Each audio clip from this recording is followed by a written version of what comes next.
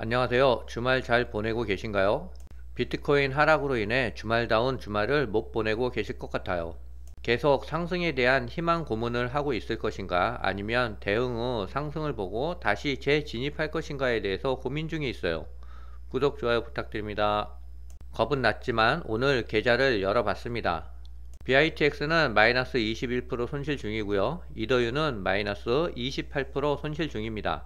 최고점일 때 계좌 금액이 2억 5천까지 있었는데 지금은 1억 4천으로 줄었어요. 하지만 올 4월달 대비해서는 계좌가 좀 늘었습니다. 그래프를 보면서 365일선 이탈시 매도했다면 10만 달러 정도에서 매도가 됐을 것 같아요. 하지만 상승에 대한 희망 고문으로 인해 지금은 9만 6천 달러에 머물고 있어요. 주말에 약간 반등을 하고 있는데요. 이제는 365일선이 저항이 될 것 같아요. 365일선을 강하게 뚫어준다면 새로운 상승이 될 것 같고요. 이번 주에도 증시가 지지부진하다면 365일선은 저항선이 될 것 같습니다. 98,000달러에서 99,000달러까지 반등이 나왔을 때 매도 후 시장을 다시 관망해야 될지 현재는 깊은 고민을 하고 있어요. 지금은 상승과 하락의 기로에 서 있는 것 같아요. BITX를 작년 9월달부터 10월, 11월까지 매수를 했었는데요. BITX를 사지 않고 비트코인을 샀으면 아직도 수익 중일 거예요. 하지만 욕심으로 인해 레버리지를 사용하고 있습니다. 상승할 때는 좋으나 하락할 때는 치명적이에요. 지금이야말로 냉정한 판단이 필요한 것 같아요. 증시에서 살아있으면 또 다른 기회는 찾아올 거예요. 다행히 이더리움은 365일선을 지켜주고 있습니다. 하지만 이더리움한테 365일선은 그렇게 중요한 지지선이 아닌 것 같아요. 마이클 세일러가 오늘 CNBC에서 인터뷰를 했는데요. 사회자는 비트코인을 매도했냐라는 질문에 마이클 세일러는 계속 아직까지도 사고 있다라고 대답했어요. 그리고 월요일날 매수한 수량을 오픈할 건데 놀랄 수 있다라고 인터뷰를 했습니다. 마이클 세일러는 이번에 비트코인 수량을 많이 매수한 것 같아요.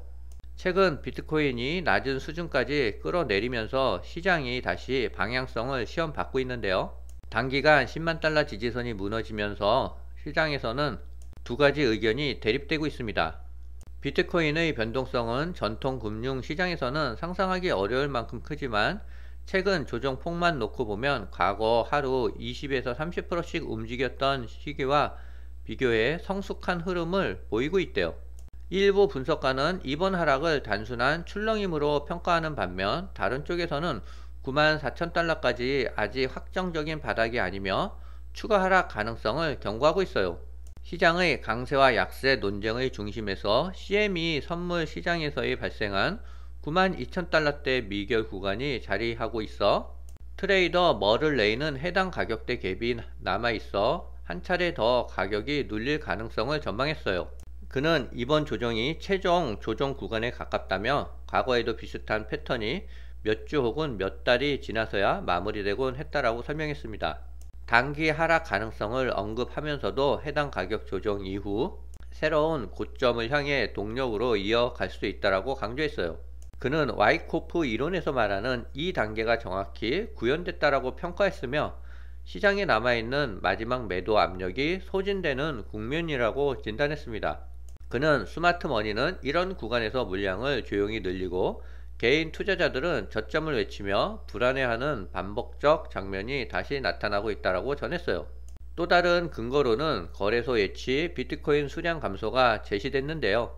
비트코인 보유 물량이 최근 사상 최저 수준으로 기록하고 있으며 공급이 빠르게 줄어드는 시기와 가격 조정이 동시에 나타나는 사례가 드물다며 현재 상황을 폭풍 전야에 가까운 조건이라고 평가했습니다.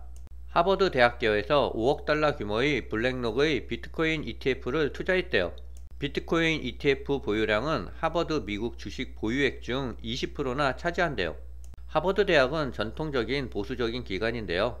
그러한 대학 기금이 ETF에 대규모로 투자한 것은 이례적이라고 코인데스크는 전하고 있어요. 기요사키가 하락장에서 비트코인 추가 매수를 선언했어요. 하지만 가격이 더 조정되면 매수를 할 예정이라고 합니다.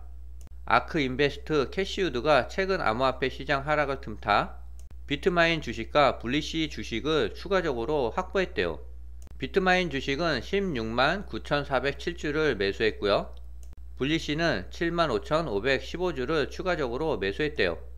지난주에는 서클 주식도 총 54만 2,269주를 이틀에 걸쳐서 매수했답니다. 비트와이즈 헌터 호슬리 CEO가 비트코인 ETF 출범과 규제 변화로 4년 주기 시장 논리가 더 이상 유효하지 않다라고 말했어요. 암호화폐 시장이 본격적인 제도권 진입 국면에 접어들었다는 진단입니다. 비트코인 가격이 최근 하락했지만 온체인 지표는 반등 신호를 보이고 있다라는 분석이 등장했어요. 기용주 크립토컨터 대표는 자금 유입, 고래 매도 감소, 거시환경 완화를 주요 근거로 들고 있어요. 현재 비트코인에는 여전히 자금이 유입되고 있다라며 그 근거로 실현 시가총액이 사상 최고치인 1조 1200억 달러에 도달한 점을 들었어요. 실현 시가총액은 새로운 매수자들이 비싼 가격의 코인을 매수할 때 증가되는 지표로 이 수치가 올라간다는 것은 하락장 속에서도 매수 수요가 강하다라는 뜻이래요. 두 번째 트리거는 고래 매도 압력의 완화라는데요. 블록체인 데이터 업체 그래스노드에 따르면 장기 보유자들이 한 달 평균 하루 24,000개에서 27,000개의 비트코인을 이동시키고 있는데 이는 올해 7월 하루 12,500개 수준보다 2배 이상 증가한 수치래요. 하지만 과거처럼 1000개에서 1400개 비트코인 단위로 시간당 대규모 이체가 발생했던 사항은 이번 주 들어 눈에 띄게 줄었답니다. 즉 하락장을 주도하던 오지 고래들이 매도 압력이 꺾였대요. 이는 과거 사이클에서도 반등의 초기 신호로 작용한 바 있다는데요. 세 번째는 거시경제 환경이라고 말하는데요. 최근 비트코인 가격이 11만 4천 달러에서 9만 달러대 중반으로 급등락을 보였던 배경에는 달러 강세와 실질 금리 상승이라는 외생 변수가 있대요. 기대표는 거시 환경이 단 1%라도 완화된다면 유입 자금과 매도 감소 추세만으로도 추가적인 호재 없이 반등이 가능하다고 밝혔습니다. 종합적으로 그는 비트코인 가격 조정의 구조적 기반이 무너지지 않았으며 반등에 필요한 동력은 이미 온체인과 거시 지표에서 모두 나타나고 있다고 진단했어요. 시장 참여자 입장에서는 당장의 기술적 반등보다는 자금 흐름과 고래 움직임, 외부 변수 완화 여부에 초점을 맞출 필요가 있다고 말했습니다. 금요일도 비트코인 ETF에서 많은 자금이 빠져나갔는데요. 금요일에는 4억 9,200달러가 빠져나갔습니다. 이더리움은 1억 7,700만 달러가 빠져나갔어요. 중요한 건 이번 주에 주가가 요동칠 변동성이 크다는 겁니다. 월요일부터 연준 의사들이 거의 매일같이 연설이 있는데요. 주로 매파적인 성향을 가진 연준의 이사들이에요. 12월 금리 인하에 대한 불확실성을 대두시킬 것 같아요. 그러면서 시장은 전반적으로 요동칠 것 같습니다. 그리고 목요일 새벽 4시에 연준 회의록이 공개돼요. 목요일 저녁에는 필라델피아 여는 제조업 활동 지수가 발표되고요. 금요일에는 제조업 구매 관리자 지수가 발표됩니다. 그리고 목요일 새벽에 엔비디아 실적 발표가 있어요. 비트코인 일반 현물을 들고 있었다면 시장이 불안해도 들고 가도 상관없겠지만 전부 레버리지 상품을 들고 있었기 때문에 리스크 관리가 그 어느 때보다 중요한 것 같습니다. 크립토의 주교영 대표는 9만 4천 달러가 깨지면 그때 시즌이 종료될 거라고 말했는데요.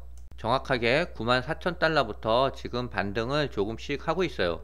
월요일장을 어떻게 대응할지 오늘 내일 곰곰이 생각을 해봐야 될 것 같아요. 며칠 전에 각오했던 바대로 9만 8천 달러에 매도를 했다면 9만 6천 달러 때는 보지 않았을 거예요. 버틴다고 하다가 계속 하락할까봐 그게 제일 고민이에요. 시드머니를 어느 정도 지키지 못하면 내일의 희망도 없어질 것 같아요. 오늘은 여기까지입니다.